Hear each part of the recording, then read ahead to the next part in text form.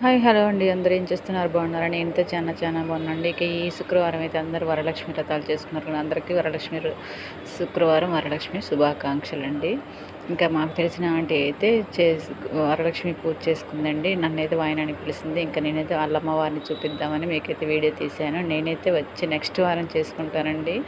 ఎందుకంటే ఈ వారం నాకు కుదరలేదు. వచ్చే నెక్స్ట్ వారం చేసుకుందామని నేనైతే బ్రేక్ చేశానండి. ఈ వారం చేసుకోలేదు, వచ్చే వారం చేసుకుంటాను. ఆంటీ అయితే అమ్మవారిని చాలా బాగా అలంకరించిందండి. ఎంత బాగా అలంకరించిందంటే అంత బాగా అలంకరించింది. అఫ్కోర్స్ ఆంటీ కూడా అమ్మవారిలాగే ఉంటుందండి.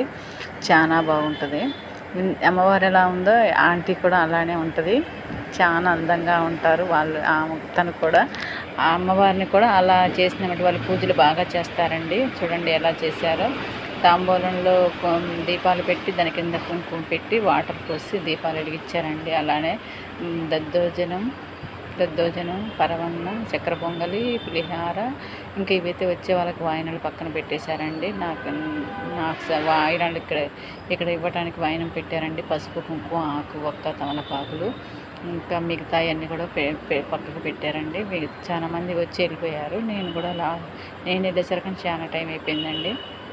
ఇంకా నేనైతే ఈ వీడియోని మీతో షేర్ చేసుకుంటున్నాను. వచ్చే వారం అయితే మా వరలక్ష్మి మా ఇంటి పూజది వీడియో పెడతాండి. 2 రోజుల మంచి వీడియోలు పెట్టడం కుదరట్లేదండి. మీ అందరి వరలక్ష్మి దేవి రథాలు అయిపోయాయా? అందరూ బాగా చేసుకున్నారా? బాగా వాయినాలు తీసుకున్నారా అండి? ఇంకా ఇది ఆంటీ వాళ్ళ ఇల్లు. ఆంటీని చూపిద్దామని వెళ్ళాక ఆంటీ అందరికీ బాయ్ అండి.